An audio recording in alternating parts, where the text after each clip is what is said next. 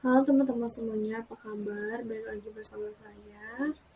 Hari ini kita bakal belajar berbagai pandangan filsuf pendidikan. Perkenalkan, nama saya Sarah Stefanson dari Universitas Bengkulu. Beliau adalah dosen mata kuliah filsafat pendidikan, yaitu Muhammad Kristiawan. Nah, sebelum kita masuk ke dalam berbagai pandangan filsuf pendidikan, kita harus tahu dulu nih 7 tokoh yang disebut sebagai filsuf pertama di dunia. Nah, kalian udah pada tahu belum? Menurut IDN Times, ada 7 orang filsuf pertama di dunia, yaitu yang pertama, Thales dari Miletus. Thales terkenal akan teorinya yang menggunakan geometri untuk menghitung ketinggian piramida dan jarak kapal dari pantai. Dia adalah individu pertama yang diketahui menggunakan penerapan deduktif yang diterapkan pada geometri dan yang diketahui telah menemukan penemuan bidang ilmu matematika. Nah, yang kedua ada Anaximandros. Anaximandros adalah seorang filsuf yang lahir pada 610 sebelum Masehi di kota yang sama dengan Thales, yaitu Miletos. Ternyata Anaximandros juga merupakan murid dari Thales. Sebagaimana kedua filsuf Miletos yang lain, ia berbicara tentang filsafat alam, yakni apa yang menjadi prinsip dasar, arkan, segala sesuatu. Yang ketiga, ada Anaximenes. Anaximenes adalah seorang filsuf yang berasal dari kota Miletos, sama seperti Thales dan Anaximandros. Nah, Anaximenes berkeyakinan bahwa yang menjadi asal mula dunia adalah udara. Sebab udara yang meliputi seluruh alam dan udara pula yang menjadi dasar hidup bagi manusia yang amat diperlukan untuk bernafas. Yang keempat ada Pythagoras. Nah, siapa sih yang nggak tahu Pythagoras ya kan teman-teman? Pythagoras terkenal akan ajarannya di berbagai penemuan matematika dan ilmiah, seperti teorema Pythagoras, yaitu berhubungan mendasar dalam geometri di antara tiga sisi segitiga siku-siku. Ia mengatakan bahwa panjang sisi segitiga miring adalah jumlah dari kedua sisi lain yang dikuadratkan. Teorema ini dapat ditulis sebagai persamaan yang menghubungkan panjang sisi segitiga A, B, C, D, dan sering disebut sebagai persamaan Pythagoras. Yang kelima ada Xenophanes. Xenophanes dari Colophon adalah seorang filsuf sekaligus penyair yang berpindah-pindah dari berbagai belahan dunia. Xenophanes dipandang sebagai salah satu filsuf pra-Sokrates yang paling penting. Pemikiran-pemikiran filsafatnya disampaikan melalui puisi-puisi. Selain tema-tema filsafat, ia menulis puisi dengan tema-tema tradisional seperti cinta, perang, permainan, dan sejarah. Ia paling diingatkan karena kritiknya dalam novel Anthropomorphisme dalam agama yang cenderung menuju pemikiran monoteisme pada masa itu, dan peritis dalam beberapa ilmu pengetahuan. Nah, yang keenam ada Heraklitus. Heraklitus or Efesus adalah seorang filsuf Yunani pra-Sokrates dan berasal dari kota Efesus. Dulu bagian dari kekaisaran Persia dan sekarang meliput bagian dari Turki modern. Dia terkenal karena pendapatnya bahwa dunia jasmani terus-menerus dalam keadaan perubahan, universal flux. Sesuai perkataannya, praheikaioudenmenai, yang berarti segalanya mengalir dan tidak ada satupun yang tetap. Ia menggambarkan keadaan dunia ini seperti aliran sungai. Yang ketujuh ada Parmenides dari Ela yang aktif di sekitar awal abad 5 sebelum Masehi. Dia adalah seorang pendiri sekolah filsafat eleatik Ia menulis pemikiran filsafatnya dalam bentuk puisi dan masih bisa kita lihat sampai sekarang. Karya tunggal yang diketahui oleh Parmenides adalah sebuah puisi berjudul All Nature yang berisi argumen dalam sejarah filsafat barat.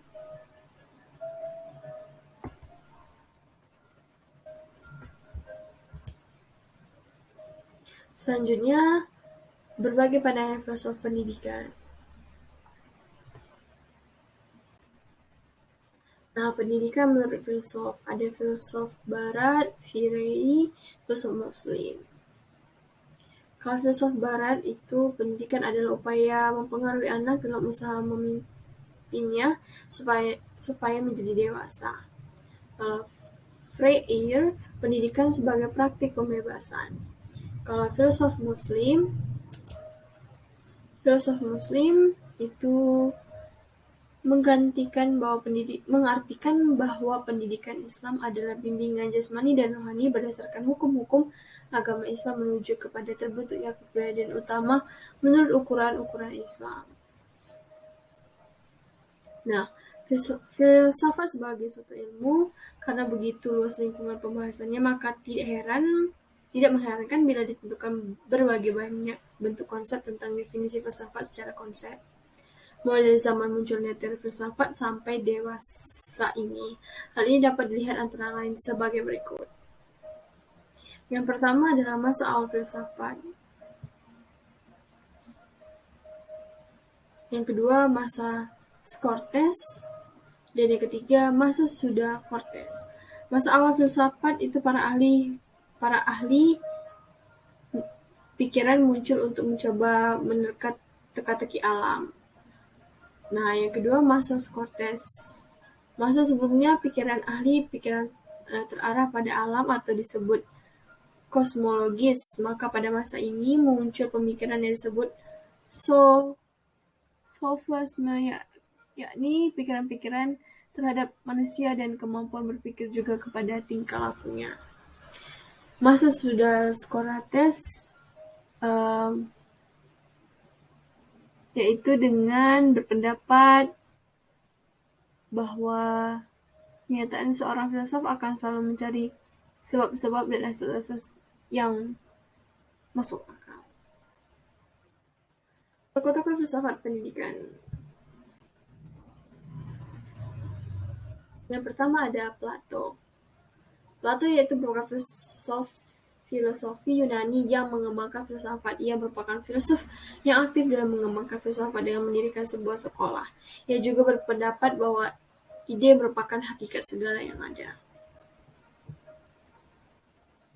Aristoteles yaitu bapak ilmu yang berpandangan bahwa ilmu pendidikan itu dibangun melalui riset pendidikan. Riset ini merupakan suatu gerakan untuk menuju prinsip umum. Yang ketiga ada Roger Bacon. Roger Bacon yaitu merupakan seorang tokoh filsafat pendidikan yang mengemukakan bahwa terdapat 3 materi dari melakukan eksperimental, di antaranya yaitu melakukan penalaran, kemudian pendidikan, dan selanjutnya memulai kekuatannya sendiri tanpa ada bantuan. Yang keempat ada John Duns Scotus. Ada seorang teologi, filsuf, dan logikawan. Sebagian orang berpendapat bahwa pada masa jabatannya sebagai profesor di Oxford, di Oxford guys, pengujian sistematis atas apa yang membedakan teologi dan filsafat dan sains mulai dikembangkan dengan sungguh-sungguh. Ia adalah salah satu teologi dan filsuf yang paling berpengaruh dari abad pertengahan tinggi dan dijuluki Dr. Subtils karena cara berpikirnya yang tajam. Pemikiran yang paling terkenal ada itu Univox, The Univocity of Being, menerangkan sebuah metode induksi dalam bentuk persamaan atau dalam bentuk teknis analisis. Yang kelima ada Marcus Tullius Cicero. Ada ibu dari semua seni, the mother of all the arts. Juga seorang arts yaitu filsafat sebagai seni kehidupan. Cicero menyebut dirinya sebagai filsuf dari Akademi Platonis, namun hal tersebut diragukan oleh banyak pihak terkait karya-karyanya yang kontradiktif dan tidak murni. Sebagai penulis, ia memosisikan diri sebagai seorang ateis, kecuali dalam karyanya yang berjudul Somnus Scipios, Mimpi-mimpi Scipios, berisi luapan perasaan religius. Tempatnya terdapat pada bagian akhir De Republika. Al-Farabi dalam Al-Tasman Al-Ma'idah 26-27 mengatakan bahwa pada hakikatnya filsafat merupakan suatu kesatuan, karena itu filosof besar harus menyetujui bahwa satu-satunya tujuan adalah mencari kebenaran. Plato dan Aristoteles yang menjadi cikal bakal filsafat dan pencipta unsur-unsur dan prinsip-prinsipnya dan penanggung jawab terakhir kesimpulan-kesimpulan dan cabang-cabangnya. René Descartes. Menurutnya, filsafat adalah kumpulan segala pengetahuan di mana Tuhan, alam, dan manusia menjadi pokok pendidikannya. Descartes kadang dipanggil penemu filsafat modern dan bapak matematika modern. Adalah salah satu pemikir paling penting dan berpengaruh dalam sejarah Barat modern. Dia menginspirasi generasi filsuf kontemporer dan setelahnya, membawa mereka untuk membentuk apa yang sekarang kita kenal sebagai rasionalisme kontinental, sebuah posisi filosofikal pada Eropa abad ke-17 dan 18. Yang ke-8 ada Francis Bacon, berpendapat bahwa filsafat adalah induk agung dari ilmu-ilmu dan filsafat menangani semua pengetahuan sebagai bidangnya. Demikian dapat dilihat pada keterangan Asmoro Ahmadi dan dalam edisi revisi filsafat umum. Selanjutnya John Dewey. John Dewey sebagaimana diungkapkan oleh Asmoro Ahmadi, bahwa filsafat merupakan pengungkapan mengenai perjuangan manusia secara terus-menerus dalam upaya melakukan penyesuaian berbagai tradisi yang membentuk budi manusia terhadap kecenderungan-kecenderungan ilmiah dan ciri-ciri politik yang baru dan yang tidak sejalan dengan wewenang yang diakui oleh filsafat sebagai alat untuk membuat penyesuaian-penyesuaian di antara yang lama dan baru dalam suatu kebudayaan. Dan terakhir ada Immanuel Kant. Immanuel Kant mengatakan filsafat adalah ilmu pengetahuan yang menjadi pokok dan pangkal dari segala pengetahuan yang tercangkup di dalam 4 persoalan. Yang pertama adalah, apakah yang dapat kita ketahui? Jawabannya metafisika.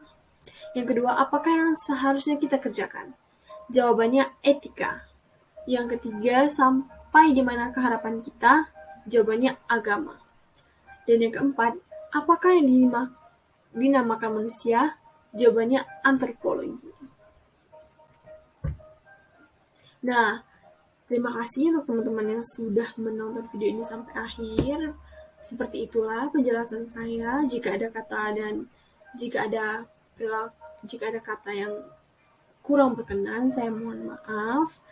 Nah, saya hanya menyampaikan apa yang saya dapat dan membaca dengan teliti supaya menjabarkan ke teman-teman juga dengan baik. Sekian dari saya. Terima kasih. Dadah.